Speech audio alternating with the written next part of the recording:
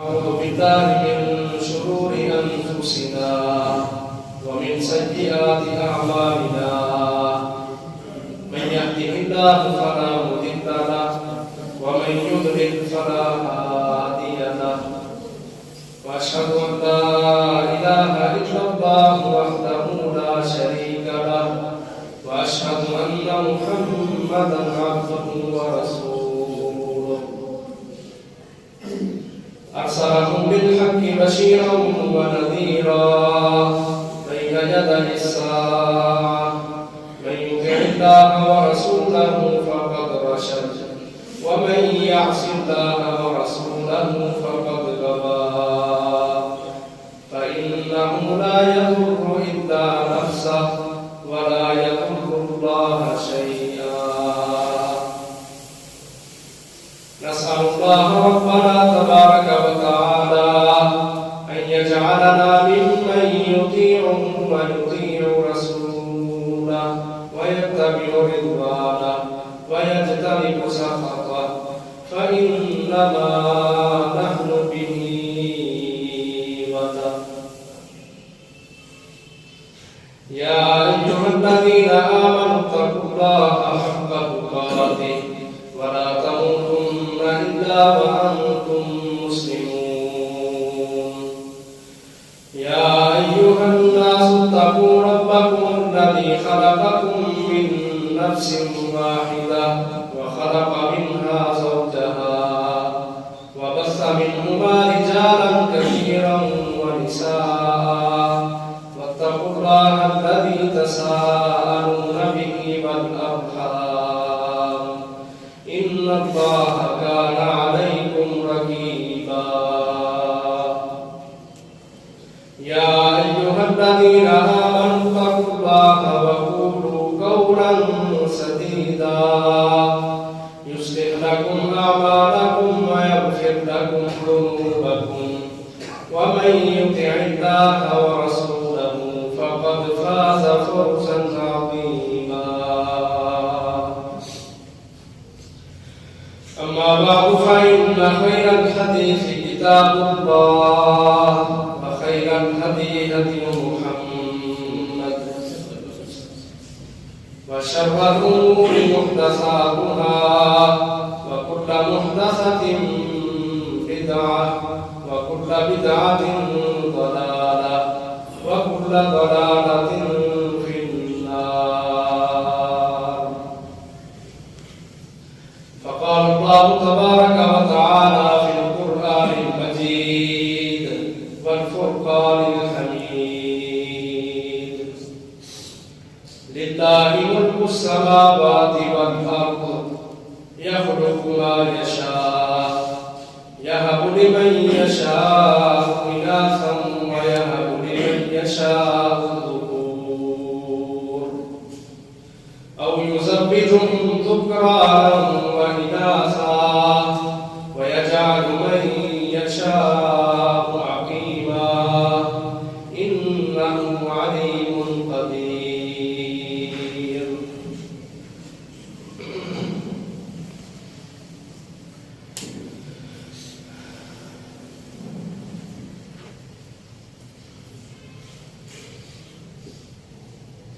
اللہ احکم الحاکمین نے اس دنیا میں کوئی بھی چیز بیکار اور بے مقصد پیدا نہیں کی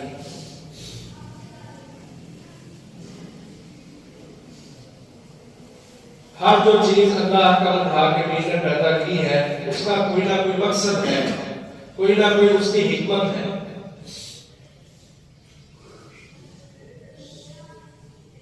کئی دفعہ انسان کو ان کی حکمت سمجھ آ جاتی ہے اور کئی دفعہ انسانی عقل ان کی حکمت سمجھنے سے بالکل قاصر ہوتی ہے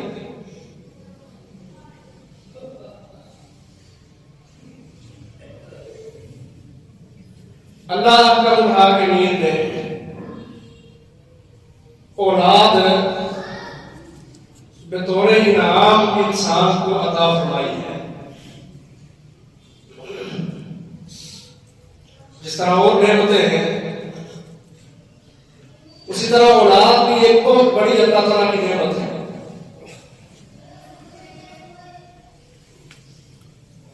اور یہ بات ذہن نشین کرتے ہیں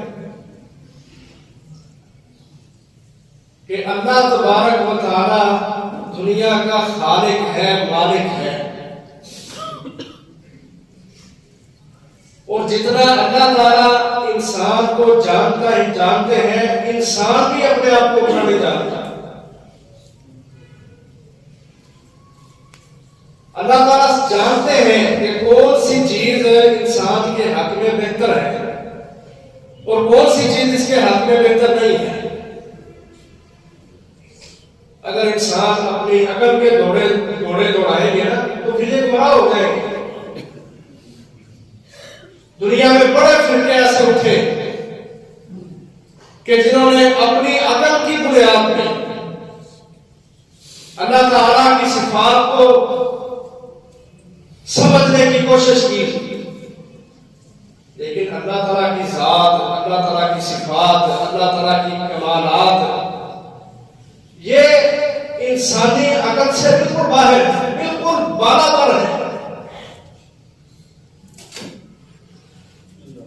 انسان کا یہ اصول بنتا ہے کہ یہ اپنا عقیدہ بنائے کہ جو چیز میرے رب نے میرے لیے بیان کرتی ہے یا جو چیز میرے خالق مالک نے مجھے عطا کرتی ہے میں اس پر راضی اور خوش ہو جاؤں.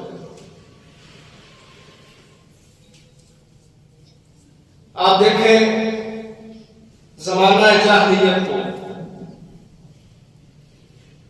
عرب کے مشرک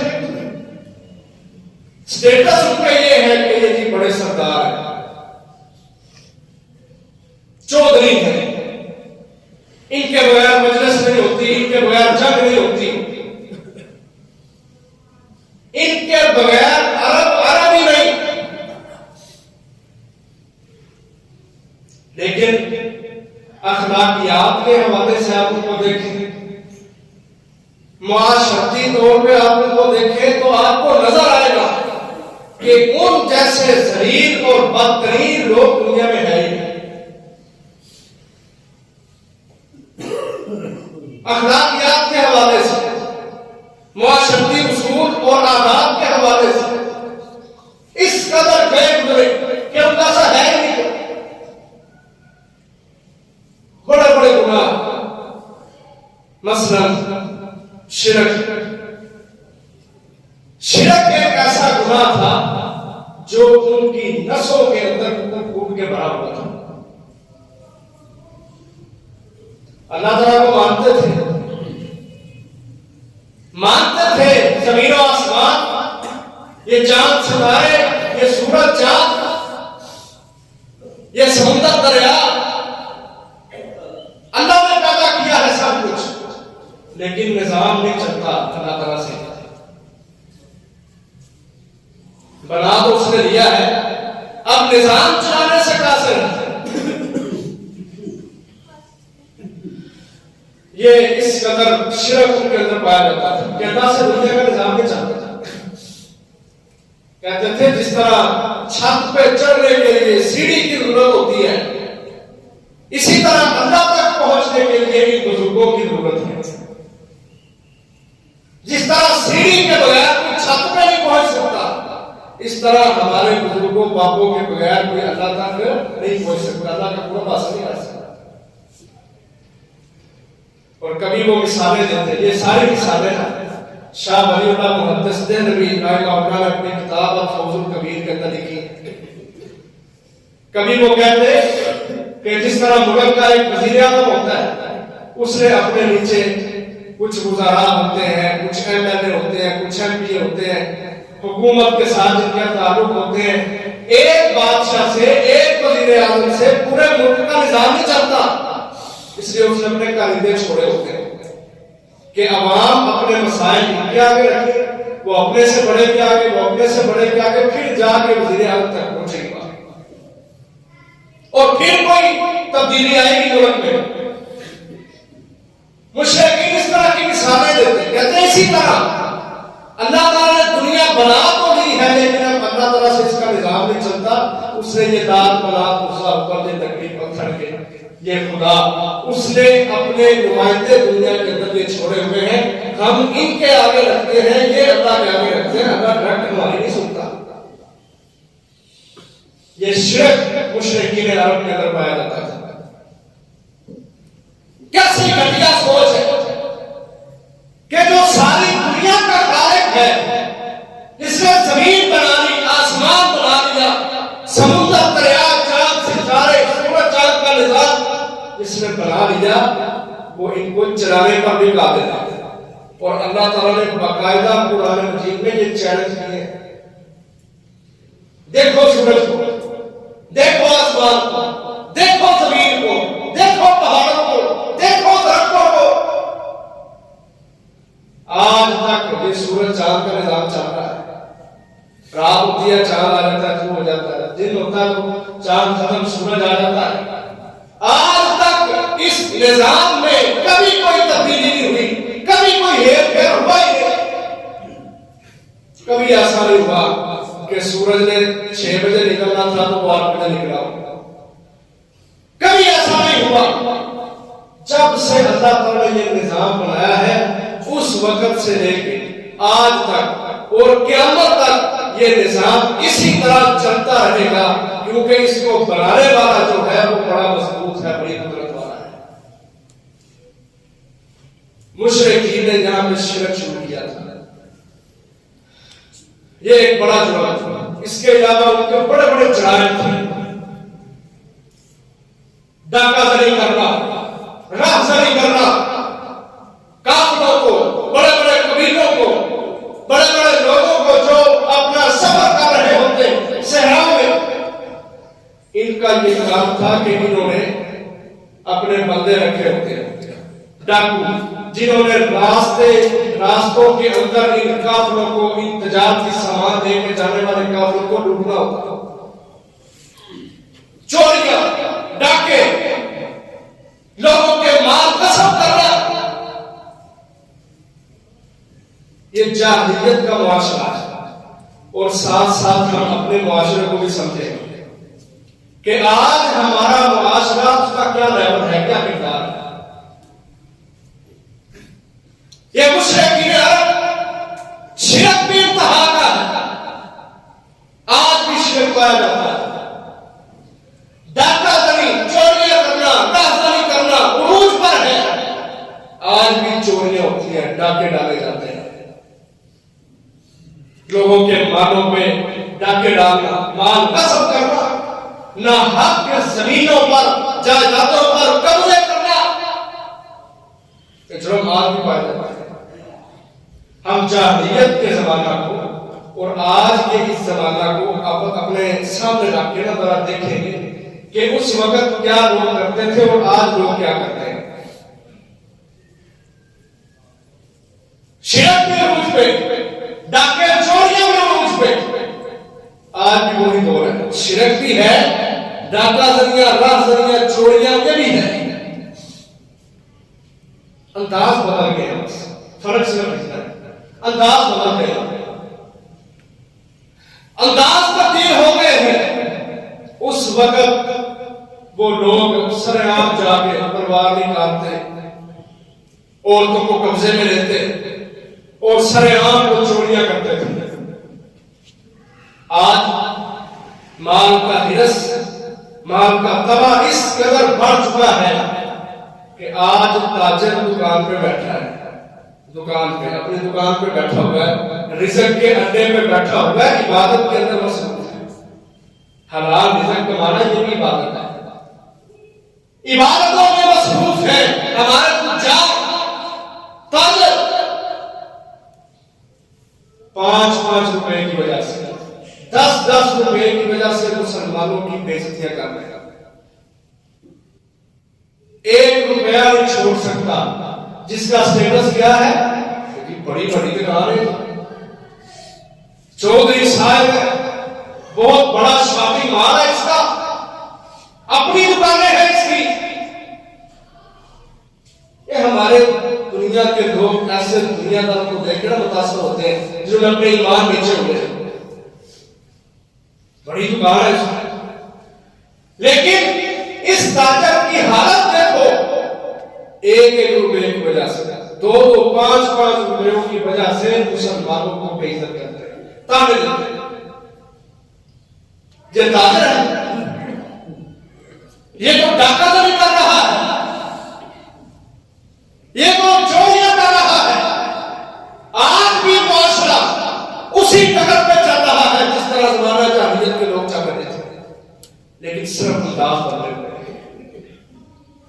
मुख्तसर तीसरा, ज़िना और बदकारियां, फहाशियां आम थे उनके अंदर। किसी को कोई लिहाज नहीं, कोई ख्याल नहीं, किसी की बेटी है, किसी की इज्जत है, परवाह नहीं चीजों की, बस मेरी ख्वाहिश पूरी होनी चाहिए। और इस ख्वाहिश को पूरा करने के लिए हलाल हराम की तमीज उनके अंदर बिल्कुल खत्म नापैद हो चुकी थी। निकाह क्या होता है, मियां बीवी का रिश्ता क्या होता है, इज्जतें क्या होती हैं, गैरत क्या होती है, ये चीज उनके अंदर नापैद हो चुकी थी, खत्म हो चुकी थी। उरूज पर थे बदकारियां, आज भी वही दौर है। यहां भी अंदाज बदले, यहां मोबाइल में, इंटरनेट में ऐसा तहलका मचाया हुआ है कि आज हमारे नौजवान इल्ला माशाअल्लाह भी बचा हुआ है, वरना हर शख्स, नौजवानों को भी सुकून नहीं, नौजवान लड़कियों को भी सुकून नहीं, हत्ता के जो नौजवान जवानी की उम्र गुजार चुके हैं, बड़ेरे हो गए, उनको भी सुकून नहीं। आप देखिए हमारे बड़ेरों के पास कितने बड़े बड़े मोबाइल, और वो इंटरनेट पे आना चाहते हैं, वो सोशल मीडिया के साथ मुंसलिक रहना चाहते हैं। जिस उम्र में उन्होंने अल्लाह अदा करना था, अपना रब को मनाना था, वो उस उम्र में मोबाइल पकड़ के बैठ जाते हैं। कैसा दिखाया हमको काफिर ने, और हम बैठते हैं। ये हमारे दिमाग आज मुसलमानों के खिलाफ बड़े चलते हैं, दुनियादारी में बड़े चलते हैं, लेकिन काफिर की साजिश को समझने से हम बिल्कुल कासिर हैं। वो हमें उंगलियों पे नचा रहे हैं और हम हैं कि नाच रहे हैं। ये माशरा के जमाने जाहिलियत में ज़िना पर, फहाशियां, रक्स और सुरूर की महफिलें, मदरसे, सारी सारी रात किसी बड़े चौधरी के डेरे पे इकट्ठे हो जाते, वहां पे शराब पी जाती, वहां पे नंगी औरतों को वहां पे रक्स के लिए बुलाया जाता, और ये बड़े बड़े सरदार लंबे लंबे तोंदे छोड़े होते, इन्होंने सरों पे बड़ी बड़ी पगड़ियां बांधी होती, और रक्स और सुरूर की महफिलों के अंदर अपने आप को लुत्फअंदोज किया करते। इससे आगे आगे शराब और नशा आदि चीजें उरूज पर थी, और बदकिस्मती से आज भी उरूज पर है। सिगरेट की डबिया है, ऊपर लिखा हुआ है कि तंबाकू नोशी आपकी सेहत के लिए बड़ा मुज़र है, बड़ा नुकसानदेह है, लेकिन कारोबार भी चल रहा है इस नशे का, और पीने वालों की तो क्या ही बात है। मैं कहता हूं कभी लोग होते थे जो गुनाह करके ना रोया करते थे, चलो बैसियत इंसान गुनाह हो जाए ना तो शर्मिंदगी होती है कि मुझसे गुनाह हो गया, गुनाह हो भी जाता है, इंसान है ना, खताकार है, लेकिन उस वक्त जब गुनाह होता था तो लोग परेशान हो जाते थे, हमसे गुनाह हो गया, क्योंकि ईमान मजबूत था। रसूलुल्लाह सल्लल्लाहु अलैहि वसल्लम ने फरमाया, कहा मोमिन बंदा जब गुनाह कर बैठता है ना तो उसकी मिसाल ऐसे होती है जैसे किसी शख्स के सर के ऊपर पहाड़ लाके खड़ा कर दिया जाए, और वो डर रहा हो कि अभी पहाड़ मेरे ऊपर गिर जाएगा और मुझे कुचल के रख देगा। मोमिन की ये हालत होती है जब उससे गुनाह हो जाए कि मैंने कोई बहुत बड़ा बोझ उठा लिया, और अब ये बोझ कैसे खत्म होगा, ये मोमिन की हालत होती है। आज मुसलमानों की हालत पता क्या है, ईमान कमजोर हो चुके हैं ना, गुनाह करके फिर धरने से आके मजलिसों में आके बता रहे होते हैं, त्रय नदियां पीना पर वसीता गुनाह किया, स्वाद आ गया। ईमान देखो कैसे बिगड़े हुए कि कभी गुनाह किया करता था, چکا تھا، آج گناہ کر کے لوگ لذتیں لیتے ہیں اور خوشی سے آ کے بتاتے ہیں میں نے فلاں گناہ کیا ہے، میں نے فلاں کام کیا ہے۔ اس کے بعد بچیوں کو زندہ درگور کیا جاتا تھا، زمانہ جاہلیہ میں بڑے گناہ تھے بچیوں کو زندہ درگور کرنا۔ آج بھی ہمارے معاشرے میں آپ نے سنا پڑا اخبارات میں بھی سوشل میڈیا پہ کہ میاں والی کے اندر ایک نوجوان نے پہلی اولاد بیٹی کیوں پیدا ہوئی ہے، حالیہ نہیں معاشروں کا، کہ پہلی اولاد بیٹی کیوں پیدا ہوئی ہے؟ 7ویں دن کی بیٹی 5 فائر لگائے 7ویں دن کی بچی کو، چھوٹی بچی کو۔ یہ ظلم نہیں ہے؟ 5 فائر، وہ بچی تو وہ بیچاری 1 فائر سے ملی تھی، 5 فائر لگائے گئے اس کو۔ قیامت کی نشانیاں پوری ہو رہی۔ عرب کا بھی یہی رواج تھا، بیٹی پیدا ہوتی ہے بیٹی تو اس کو زندہ درگور کر دیتے۔ زندہ درگور کا معنی کہ اس کو زندہ ہی مٹی میں گڑا کھود کے اس کو دفنا دیتے کہ بیٹی کیوں ہوئی۔ کہاں ہے ہمارے بندے؟ ہم کہتے ہیں نفع نقصان کا مالک اللہ ہے، مختار کل داتا دستگیر گنج بخش اللہ ہے، لیکن جب اولاد کی باری آئے پھر ہمارے عقیدے مر جاتے ہیں۔ پھر کیوں نہیں ہم کہتے کہ یہ اللہ کی مرضیاں ہے؟ جسے چاہے اللہ مذکر نرینہ اولاد دے، جسے چاہے اللہ تعالیٰ مونس دے بیٹیاں دے، یہ تو اللہ کی مرضی ہے۔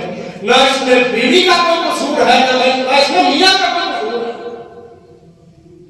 لیکن ایسے گرے پڑے معاشروں کے اندر ہم جی رہے ہیں آج کہ ہمارے پاس سے عقل، فہم و فراست و شعور بالکل ختم ہو چکا ہے۔ بیٹی کیوں پیدا ہوئی؟ اللہ تعالیٰ نے زمانہ جاہلیت کے جو لوگ تھے نا، ان کا یہ جو عادتیں کبیرہ ان کے اندر پائی جاتی تھی، میں نے اس کا قرآن مجید میں نقشہ کھینچا۔ فرمایا وَإِذَا بُشِّرَ أَحَدُهُم بِالْأُنثىٰ، جب ان میں سے کسی ایک کو بیٹی کی بشارت دی جاتی ہے کہ تیرے ہاں بیٹی پیدا ہوئی ہے، اللہ تعالیٰ نے لفظ کیا بولے؟ بشرا، بشارت دی جاتی ہے، یعنی بیٹی کا ہونا یہ تو اللہ کی رحمتوں اور اللہ کی خوشی کا ایک ذریعہ ہے۔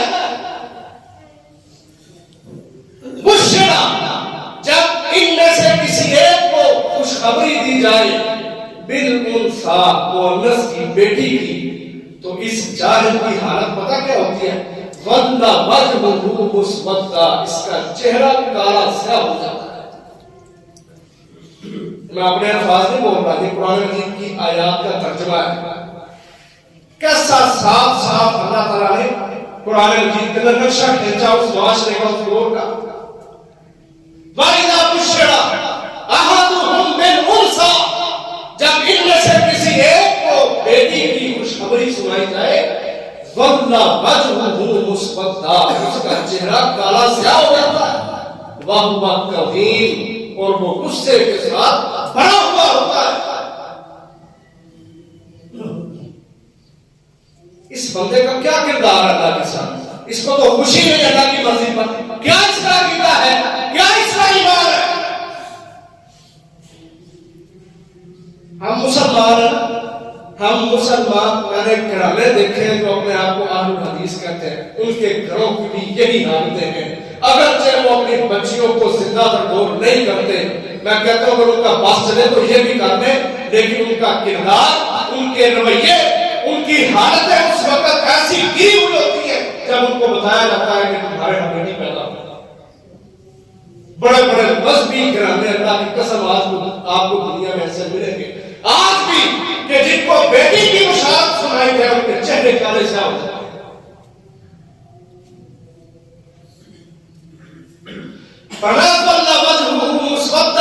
ان کا چہرہ کالا سیاہ ہو جاتا ہے، وہ قدیم اور غصے سے بھرے ہوئے ہوتے ہیں۔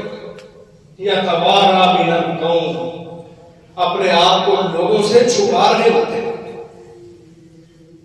کہ لوگ کیا کہیں تیرے اکڑی ہو گئی، یا توارا چھپا رہے ہوتے ہیں من القوم لوگوں سے، من سوئی اس برائی کی وجہ سے، ما بشرا بھی جس کی خوشخبری دی گئی ہے، یعنی جس کو اللہ خوشخبری کے لفظ سے تعبیر کر رہے ہیں، یہ جاہل لوگ اس کو برائی سمجھتے ہیں، اپنے لیے آر سمجھتے ہیں، شرمندگی سمجھتے ہیں۔ من سوئی ما بشرا بھی، فرمایا پھر وہ سوچتا ہے ایمسکہ علی ہون، کیا وہ اس بیٹی کو اپنے پاس رکھ لے، اس کی پرورش کر لے، علی ہون توہین کی جانے کی بنیاد پہ، یعنی یا تو باتیں سہل ہو جائیں، کوئی بات نہیں، لوگ توہین کریں گے میری کوئی بات نہیں، ام یدسہ فی التراب، یا وہ یہ سوچ رہا ہوتا ہے کہ اس بچی کو زمین کے اندر مٹی کے اندر دلسا دے۔ فرمایا الا خبردار ساء ما یحکمون، جو وہ فیصلہ کرتے ہیں نا وہ بہت ہی برا فیصلہ ہوتا ہے۔ فیصلہ ان کا یہ ہوتا ہے کہ بیٹی پیدا ہو گئی ہے، میرے لیے شرمندگی ہے، میرے لیے عار ہے، میرے لیے توہین ہے، لوگ مجھے باتیں کریں گے، اور اس کا برا فیصلہ کیا ہوتا ہے کہ وہ چھوٹی سی معصوم سی بچی کو اٹھاتا اور زندہ زمین میں دفن کر دیتا ہے۔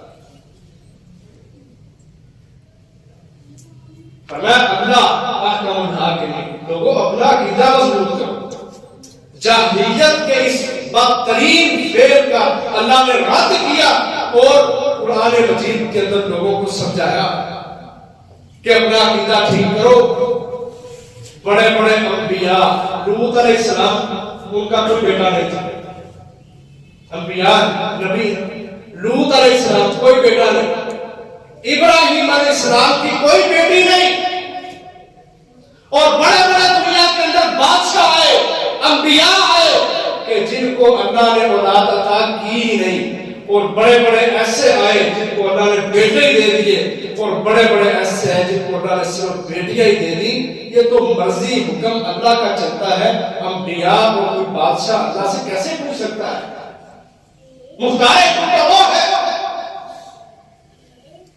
اللہ نے سمجھایا لوگوں کو، کہا للہ ملک السماوات والارض، بادشاہی زمین و آسمان کے اللہ کے لیے ہے، یخلق ما یشاء، جسے وہ چاہتا ہے پیدا کرتا ہے، یہب لمن یشاء اناثا ویہب لمن یشاء الذکور، جسے اللہ چاہتا ہے بیٹے دیتا ہے، جسے اللہ چاہتا ہے بیٹیاں دیتا ہے۔ اللہ کو کون پوچھ سکتا ہے؟ او یزوجہم ذکرانا و اناثا، یہ اللہ کی مرضیاں ہیں، چاہے تو کسی کو بیٹا اور بیٹی ملا کے دے دے، جوڑے دے دے، ٹوینس دے دے، یہ اللہ کی مرضیاں ہیں۔ وَيَجْعَلُ مَن يَشَاءُ عَقِيمًا، اور جسے اللہ تعالیٰ چاہے بانجھ بنا دے، وہ بچہ پیدا نہ کر سکا۔ اِنَّهُ عَلِيمٌ قَدِيرٌ، علم والا وہ ہے، قدرت والا وہ ہے، طاقت والا وہ ہے، مرضیاں اسی کی ہے، نظام اس کا ہے، مرضیاں اس کی ہے، جسے چاہے وہ نوازتا ہے، جسے چاہے اس کے لیے کام کرتا ہے۔ اللہ کو کون پوچھ سکتا ہے؟ لیکن تم اپنے کردار ٹھیک کرو، اپنا عقیدہ مضبوط کرو، یہاں آ کے تمہارے عقیدے کہاں چلے جاتے ہیں؟ جس طرح یہ مانتے ہو کہ پیدا کرنے والا اللہ ہے، روزی دینے والا اللہ ہے، اور آپ دینے والا اللہ ہے، بارشیں برسانے والا اور زمین و آسمان کا سارا نظام چلانے والا اللہ وحدہ لا شریک ہے، بعینہ ہی اسی طرح اس چیز پر بھی ایمان مضبوط کر لو کہ وہ اللہ ہی ہے، جسے چاہے بیٹے دے، جسے چاہے بیٹیاں دے۔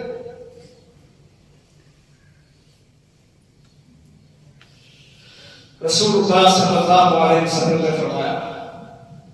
فرمایا جس شخص کو اللہ تبارک و تعالیٰ دو بیٹیاں عطا کرے، اپنے یہ اصلاح معاشرہ کے حوالے سے کہ آج ہمارے لوگ بھی اس چیز کا بڑا شکار نظر آتے ہیں، بڑے پریشان نظر آتے ہیں، بیٹی کیوں ہو گئی ہے،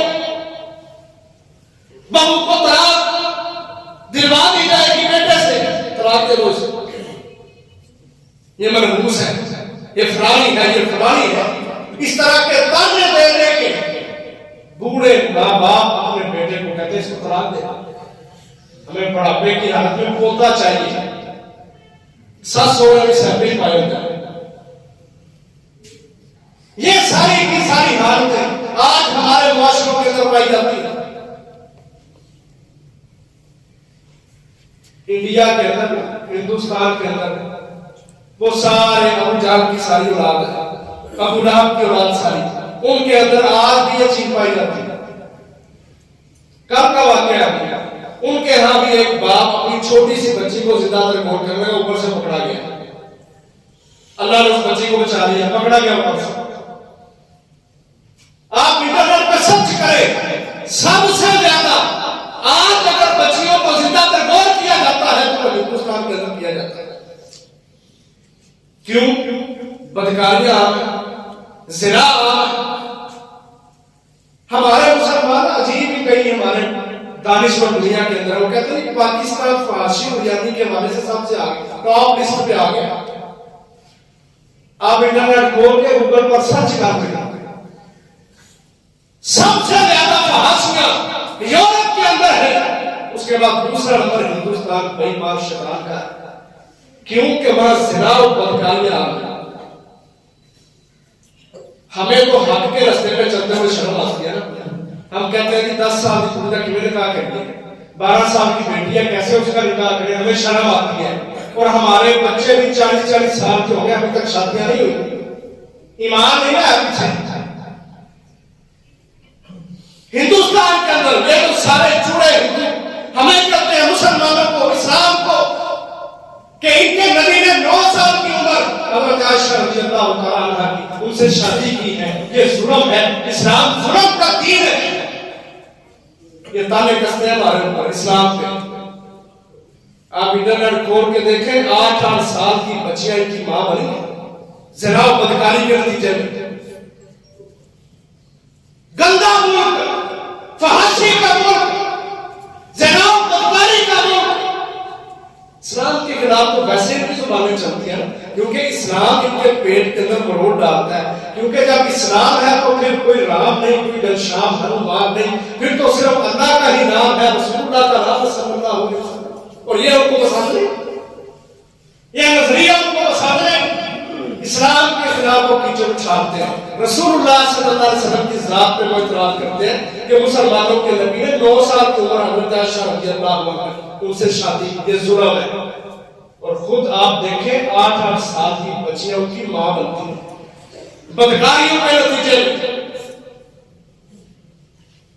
اور ہم ہیں کہ ہمیں اپنی اولاد کے ایمان کی حفاظت کی کوئی غرض ہے ہی نہیں۔ اور یہ دوہرے معیار ہم نے بنائے ہوئے ہیں، یورپ سے متاثر ہوتے نہیں جی، پہلے مڈا کچھ کر لوے کما لوے، اپنے پیروں سے کھلو لوے، اگے بھی تو کھلوتا ہے، اپنے پیروں پہ کھڑا ہوگا پھر شادیاں کریں گے۔ ہم اسلام پڑھ کے، اپنے نبی کی حدیثیں پڑھ کے اپنے بچوں کے ایمان کی حفاظت نہیں کرتے، اور وہ سارے ہمارے اوپر اعتراض کرتے۔ اپنی ان کی حالتیں آپ دیکھیں، 8 سال کی بچیاں بدکاریوں کے نتیجے میں مائیں بنتی ہیں۔ اور جب وہ زانی جو ہوتا ہے نا، زانی بچہ نہیں چاہتا، جو بدکار ہوتا ہے وہ اولاد نہیں چاہتے، پھر چھوٹے چھوٹے بچوں کو اللہ کی قسم زندہ رکھوٹ کیا جاتی ہے۔ یہ ہمارے معاشروں کا حال ہے کہ آج ہمارے مسلمان داڑیاں رکھی ہوئی، شلوار ٹخنوں سے اوپر صفحے پر کے نمازی حاجی اپنے آپ کو کہلوانے والے، شادی کو امین کا تمغہ اپنے سینے پہ لگانے والے، عزت و وقار کا تاج پہننے والے، لیکن اخلاق اس قدر بگڑے ہوئے ہیں کہ اپنے گھروں کے اندر اللہ تعالیٰ ان کی گود میں بیٹی عطا کر دے، پوتی مل جائے تو پسند ہی نہیں، طلاق دلوا دیتے ہیں۔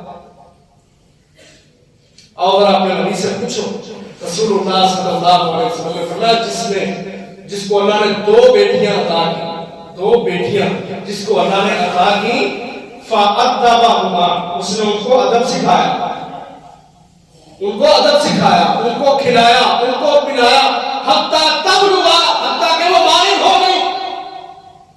بالغ ہونے کے بعد باپ نے ان کے ساتھ اسی طرح اچھا رویہ رکھا۔ بالغ ہو گئی، اچھے انداز سے ان کو دکھایا ہے، پڑھایا ہے، کھانا کھلایا ہے، پانی پلایا ہے، ان کی ضروریات کا خیال رکھا ہے، اب وہ بالغ ہو گئے پھر ان کی شادی کرتا ہے. فرمایا وہ بندہ، نبی صلی اللہ علیہ وسلم کی زبانی یہ الفاظ ہے، کہا یہ بندہ کہ جس نے 2 بیٹیوں کی پرورش کی ہے، پھر وہ جب بالغ ہوئی ان کی شادیاں کی ہیں، کہا یہ بندہ اور میں محمد صلی اللہ علیہ وسلم جس طرح یہ 2 انگلیاں ساتھ ہیں، میں اور یہ بندہ جنت میں اس طرح ساتھ ہوں. بیٹیاں تو تمہارے لیے صحبت محمد رسول اللہ صلی اللہ علیہ وسلم کا ذریعہ ہے. نبی صلی اللہ علیہ وسلم کی رفاقت. ایک حدیث میں فرمایا جس کو 3 بیٹیاں لانے تھا وہ بھی ان کے ساتھ پیار والا معاملہ کرے، پیار والا معاملہ، ان کو ادب سکھائے، ان کو پڑھائے لکھائے، پھر ان کی شادیاں کرے، اخلاقیات ان کو سکھائے. فرمایا کُنَّا لَهُ حِجَابًا مِنَ النَّارِ، یہ تینوں بیٹیاں کل جہنم کے سامنے اپنے باپ کے لیے آڑ بن دیں گی، پردہ بن دیں گی. اور ایک حدیث میں نبی صلی اللہ علیہ وسلم نے یہی فضیلت سنائی 3 بیٹیوں کی. تو مجلس میں کچھ بندے بیٹھے تھے، انہوں نے پوچھا اللہ کے رسول جس کی 2 بیٹیاں ہوں اس کو بھی یہی اجر ملے گا؟ نبی صلی اللہ علیہ وسلم فرمایا ہاں. ایک اور کھڑا ہوا، اس نے کہا اللہ کے رسول جس کی 1 بیٹی ہو وہ بھی اس کی پرورش کرے اس کو بھی یہی اجر ملے گا؟ نبی اکرم صلی اللہ علیہ وسلم فرمایا ہاں، جس نے 1 بیٹی کی بھی پرورش کی، اس کو اخلاقیات سکھائے، آداب سکھائے، کل کو جب وہ بالغ ہوگی اس کی شادی کی 1 بیٹی بھی اپنے باپ کے لیے جہنم کے سامنے کھڑی ہو جائے گی، پردہ بن جائے گا. آگ سے بچنا ہمارا مقصد ہے یا نہیں کہ کوئی بچا نہیں سنا؟ آگ سے بچنا، جہنم سے بچنا ہماری زندگی کا مقصد ہے. یہ عمل، یہ جمعے، یہ نمازیں، یہ روزے آ رہے ہیں، رمضان کے روزے، یہ سارے کام کس لیے ہیں؟ جہنم سے بچنا، آگ سے بچنا. تو اللہ آپ کا مجھا کے ملنے کتنا بہترین پیکیج دے دیا. کہا جس کو اللہ نے بیٹیاں عطا کی، 1 ہو، 2 ہو، 3 ہو، اس نے یہ نہیں دیکھا کہ میرے یہاں بیٹی پیدا ہو گئی ہے لوگ مجھے کیا کہیں گے، بلکہ اس نے خوشی کا اظہار کیا کہ یہ تو میرے لیے جہنم سے نجات کا ذریعہ ہے. اور یاد رکھیں کئی دفعہ بیٹے وہ کام نہیں کر سکتے جو بیٹیاں کر جاتی ہیں. مثلا عمران کی بیوی مریم علیہ السلام کی ماں، اس نے اللہ سے نظر مانگی تھی. 3 پارے کے اندر واقعہ موجود ہے سورۃ بقرہ. اذ قالت امرأة، سورۃ آل عمران، اذ قالت امرأة عمران ربی انی نذرت لک ما فی بطنی محررا فتقبل منی. اس کی نیت یہ تھی کہ اللہ مجھے بیٹا دے گا، حاملہ تھی، تو اللہ سے دعا کر دیا ربی انی نذرت لک ما فی بطنی محررا، اللہ جو میرے پیٹ کے اندر ہے نا وہ آزاد ہے، وہ تیرے نام پہ ہے، وہ صراط مستقیم پہ چلے گا. فتقبل منی، مجھ سے قبول کر لے اس کو. لیکن قرآن نے بیان کیا فلما وضعتها، جب پیدائش کا وقت آیا تو وہ بیٹی مریم علیہ السلام ام عیسیٰ، قالت عمران کی بیوی کہتی ہے ربی انی نذرت لک ما فی بطنی محررا فتقبل منی. کہتی ہے اللہ میں نے تو یہ ارادہ کیا تھا کہ اگر میرے پاس بیٹا ہوا تو میں اس کو تیرے راستے میں آزاد کر دوں گی، لیکن اب بچی ہو گئی ہے. کہتی ہے انی وضعتها انثی، میں نے اب بیٹی پیدا کر دی ہے. واللہ اعلم بما وضع، اور اللہ کو جانتا ہے جو میں نے پیدا کیا ہے، جو میں نے جنم دیا ہے جس کو. ولیس الذکر کالانثی، مذکر مؤنث کی طرح نہیں ہوتے، لڑکا لڑکی کی طرح نہیں ہوتا. لڑکا باہر نکلتا ہے، معاشرے کے سامنے آتا ہے، لڑکی پردے میں رہتی ہے. میری نیت یہ تھی کہ اگر بیٹا ہوا تیرے راستے میں وقف ہوگا، لیکن اللہ کو جانتا ہے کہ میں نے تو بیٹی پیدا کر دی ہے. وَإِنِّي سَمَّيْتُهَا مَرْيَمَ، اور میں نے اس کا نام مریم رکھا ہے. اب دیکھو اللہ آپ کا بنا کے نیند سے اس کی نظر کیا تھی کہ اگر بیٹا ہوا تو وہ تیرے راستے میں قربان، تیرے دین کے لیے وقف ہے. اب بیٹی پیدا ہو گئی ہے، اللہ کا بنا کہ میں نے بیٹی سے وہ کام لیا جو کوئی بیٹا نہیں کر سکتا تھا. بیٹی سے وہ کام لیا اللہ نے جو کوئی بیٹا نہیں کر سکتا تھا. نبی صلی اللہ علیہ وسلم نے فرمایا، کہا کمانا من الرجال کثیر، سے بخاری کی روایت ہے، کمانا من الرجال کثیر، مردوں میں سے بہت سارے مرد ہیں جو باکمال ہوئے، جنہوں نے کمال والے کام کیے. وَلَمْ يَكْمُلْ مِنَ النِّسَاءِ إِلَّا آسِيَةٌ امْرَأَتُ فِرْعَوْنَ وَمَرْيَمَ، مگر عورتوں میں صرف چند عورتیں تھیں جو باکمال تھیں، انہوں نے کمال والے کام کیے. ان میں ایک فرعون کی بیوی آسیہ ہے اور دوسری مریم جو کہ عمران کی بیٹی ہے. کیا کام اس نے کیا کہ اللہ کم رہا کے مین میں بغیر خامن کے، بغیر شوہر کے اللہ تعالیٰ نے بچہ پیدا کیا مریم کے بدن سے. اب مریم کا کردار دیکھو، ابھی بچپنا ہے، بچے کو اٹھایا ہے، اللہ سے دعائیں کر رہی ہے کہ اللہ مجھے ڈر آتا ہے کہ میں اس بچے کو اٹھا کے جب اپنے علاقے میں جاؤں گی تو علاقے کے لوگ کیا کہیں گے، کیا حالت ہوگی عورت کی اس وقت. لیکن ان سب چیزوں کے باوجود اس نے لوگوں کے تانے، لوگوں کی باتیں سب کچھ برداشت کیا، اللہ کے لیے قربانی دی. نبی صلی اللہ علیہ وسلم نے فرمایا کمال والی عورتیں صرف چند ہیں یہ، اور ان میں سے ایک مریم ہے. اور اللہ نے اس کے کردار کو قیامت تک آنے والی عورتوں کے لیے نمونہ بنا دیا. قرآن مجید سورۃ التحریم 28ویں پارے کی آخری سورت ہے اور آخری دو آیات ہے. قرآن مجید کو پڑھنا، فرمایا مریم ابنۃ عمران التی احصنت فرجها فنفخنا فیہ من روحنا وصدقت بکلمات ربها، اس نے اپنے رب کے کلمے کو سچا کر دکھایا. یہ بیٹیاں اللہ تعالیٰ کی طرف سے بہت بڑی نعمت ہوتی ہیں. نبی اکرم صلی اللہ علیہ وسلم کا انداز دیکھا، حدیث میں آتا ہے، حضرت عائشہ رضی اللہ عنہا بیان کرتی ہیں نبی اکرم صلی اللہ علیہ وسلم جب بات چیت کرتے نا تو آپ کا جو انداز تھا بولنے کا، کہتی ہیں میں نے فاطمہ رضی اللہ عنہا سے بڑھ کے کسی کو نہیں دیکھا جو بات چیت کرنے میں نبی صلی اللہ علیہ وسلم سے زیادہ مشابہت رکھتی ہے. پھر آگے بیان کرتی ہے جب فاطمہ رضی اللہ عنہا نبی صلی اللہ علیہ وسلم کے گھر آتی، اللہ کے رسول اپنی نشست چھوڑ کے کھڑے ہو جاتے کہ میری بیٹی آئی ہے، کہتے مرحبا بی، مرحبا مبارکباد دیتے، خوش ہو جاتے کہ میری بیٹی میرے گھر آئی ہے. عائشہ رضی اللہ عنہا بیان کرتی ہیں آپ کھڑے ہوتے، دروازے پہ جا کے اس کا استقبال کرتے، ان کا بوسہ لیتے، پھر اس کا ہاتھ پکڑ کے اپنے ساتھ چلا کے اس کو لاتے جہاں خود بیٹھے ہوتے تھے وہاں اپنی بیٹی کو بٹھاتے. یہ کس کا کردار ہے؟ رسول اللہ صلی اللہ علیہ وسلم کا، کہ جن کو 4 بیٹیاں اللہ نے دی تھی. بیٹے بھی تھے لیکن سب فوت ہو گئے، بیٹیوں کو اللہ نے زندہ رکھا. نبی اکرم صلی اللہ علیہ وسلم کی اپنی بیٹیوں سے محبت آج والدین کے لیے نمونہ ہے. استقبال کرو اپنی بیٹی کا، ماتھا چومتے، ہاتھ پکڑ کے لاتے اور جہاں خود بیٹھے ہوتے وہاں بٹھاتے. اور حضرت عائشہ بیان کرتی ہیں فاطمہ رضی اللہ عنہا کا بھی کردار یہی تھا، جب نبی صلی اللہ علیہ وسلم کے گھر جاتے تو وہ بھی دروازے پہ آ کے استقبال کرتی، آپ کا بوسہ لیتی، آپ کا ہاتھ پکڑتی اور آپ کو لا کے بہترین جگہ پہ نشست پہ بٹھاتی. ہمارے نبی نے محبتیں کی اپنی بیٹیوں سے، بوجھ نہیں سمجھا، آج محسوس نہیں کی. کافروں نے کہا تھا کہ محمد صلی اللہ علیہ وسلم اس کے بیٹے سارے مر جاتے ہیں، یہ تو جڑ کٹا ہے، اس کی نسل نہیں چلے گی. اللہ نے پوری سورت اتار دی، کہا اِنَّا أَعْطَيْنَاكَ الْكَوْثَرَ فَصَلِّ لِرَبِّكَ وَانْحَرْ إِنَّ شَانِئَكَ هُوَ الْأَبْتَرُ. اے محمد صلی اللہ علیہ وسلم آپ کا دشمن جڑ کٹا ہے، آپ کا نام قیامت تک زندہ رہے گا. اور آج ہے کہ نہیں زندہ الحمدللہ. نبی اکرم صلی اللہ علیہ وسلم کا نام آپ سے محبت کرنے والے، آپ کی اطاعت کرنے والے لوگ بہت زیادہ ہیں. آپ کا نام قیامت تک باقی رہے گا.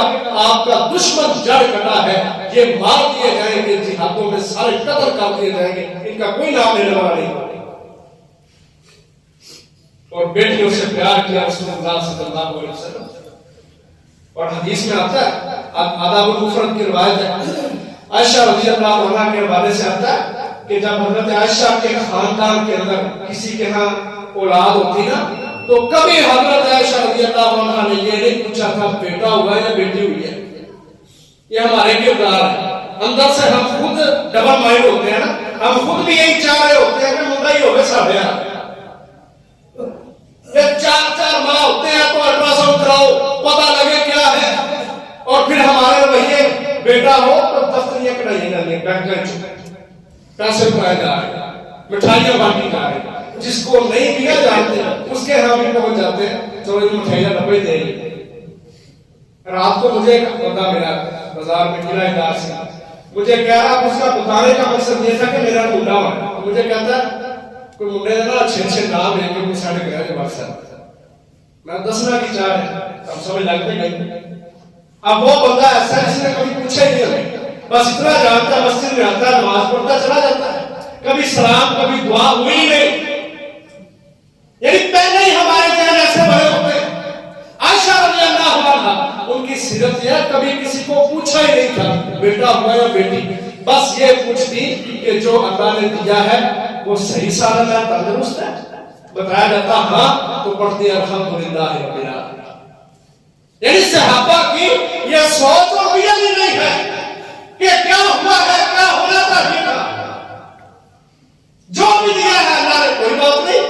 امام احمد بن حنبل رحمہ اللہ کا بیٹا بیان کرتا ہے مسند احمد کے اندر، کہتا ہے مجھے اللہ نے جب بھی بیٹی عطا کی نا، میرے والد امام احمد بن حنبل رحمہ اللہ میرے پاس آتے، مجھے کہتے پریشان نہیں ہونا، بیٹیاں انبیاء کے پاس بھی تھیں اور بیٹیوں کی فضیلت کے حوالے سے جتنی بھی حدیث ہے وہ ساری جانتا ہے. اگر ہم یہ سوچیں نا کہ یہ بیٹیاں ہمارے لیے رحمتوں کا باعث ہیں، نبی صلی اللہ علیہ وسلم کی قربت کا باعث ہیں، آگ سے جہنم سے ہمیں بچانے کا باعث ہیں، تو ہمیں کبھی اپنے دل کے اندر یہ ہو ہی نہ کہ میرے ہم بیٹی کو پیدا ہو. نبی صلی اللہ علیہ وسلم نے فرمایا من کانت لہ انثی فلم یعدها ولم یہنها ولم یبصر ولدہ، یعنی ذکور، جس کو اللہ نے بیٹی عطا کی اس نے نہ اس کو زندہ درگور دیا، نہ اپنی بیٹی کی توہین کی، بلکہ اس کو اچھے انداز سے بڑے لاڈ پیار کے ساتھ اس کو پالا. فرمایا ادخلہ اللہ الجنہ، زمان نبوت سے یہ ضمانت ہے ہم اس کو جنت میں داخل کریں گے. اتنی فضیلتیں کس لیے ہیں؟ یہ عورت کو، بیٹیوں کو اسلام میں عزت عطا فرمائی. وہ علیحدہ بات ہے، کچھ کافر لوگ، یہ موضوع سے ہٹ گیا اصلاح کے لیے، کچھ کافر لوگوں نے ایسا دماغ خراب کیا کہ ہماری عورتیں سمجھتی ہیں اسلام میں کیا عزت ہے، جبکہ اسلام سے پہلے ان کو دیکھو جس طرح ببر ہوتی ہے نا، ببر چیوگم، اس کو بندہ چباتا ہے، جب اس کی مٹھاس ختم ہو جاتی ہے پھر اس کو پھینک دیتا ہے. یہ کردار اور حالت ہی عورت کی اسلام سے پہلے. کافر ان کو استعمال کرتے تھے اپنی غلط خواہشات کو پورا کر کے بعد میں پھینک دیتے تھے، کبھی پوچھتے بھی نہیں تھے یہ کون ہے. اسلام نے عزت دی عورت کو. اگر ماں ہے تو اس کے قدموں تلے جنت ہے، اور اگر بیوی ہے تو یہ اپنے خاوند کے لیے دنیا کا بہترین خزانہ ہے. اور اگر بیٹی ہے، بچپن میں ہے، والدین کے پاس ہے، تو اپنے والدین کے لیے ان کو جہنم سے بچانے کا ایک بہت بڑا سبب اور ذریعہ ہے. اسلام نے عزت دی ہے. تو آؤ محترم بھائیوں، اپنے معاشروں کو پاک صاف اور عمل والا معاشرہ بنائیں. زمانہ جاہلیت، اس دور کے لوگ ان کے کردار کو پڑھ کے اپنے اس دور کے اندر پورے دور کی بات نہ بھی کریں. کوئی ایک شخص اپنے گھر کو سنبھال دے، کم از کم یہ کرانا تو ٹھیک ہو. نہ اپنے معاشرے کی بات کرو، ہر شخص اپنے آپ کو ہی سنبھال دے. ان برائیوں کو ختم کیا جائے، اپنے آپ کو اسلام کے مطابق، اسلام کے اصولوں کے مطابق ڈھالیں. بیٹی کا مقام کیا ہے، بیٹے کا مقام کیا ہے، برابری ان کے اندر ہونی چاہیے. تحفہ دینا ہو تو برابری کا دینا ہو، کپڑے لے کے آؤ تو برابری کا لے کے آؤ. یہ نہ ہو کہ بیٹوں کو ترجیح دی جائے. نبی صلی اللہ علیہ وسلم نے فرمایا ولا یحسن والا، اپنے بیٹے کو ترجیح نہ دے بلکہ مساویانہ، برابری والا سلوک کرے. تو یہ مقام، یہ شان اللہ تعالیٰ نے عورت کو، بیٹی کو، لڑکی کو عطا فرمائی ہے. आओ मोहतरम भाइयों, ये जो वाकया हुआ है इससे हम सबक हासिल करके हर शख्स ये आज़म करे, इरादा करे कि मैंने इंशाअल्लाह अपने माशरों से इन सारे ये जो फिक्सियां हैं, जख्म हैं, इनको खत्म करना है और इस्लामी निज़ाम, इस्लामी माहौल अपने घरों के अंदर भी, अपने माशरों के अंदर भी इसको राइज करना है। अल्लाह ताला हम सबको तौफीक अता फरमाए। आखिर दावा या अल्हम्दुलिल्लाहि रब्बिल आलमीन।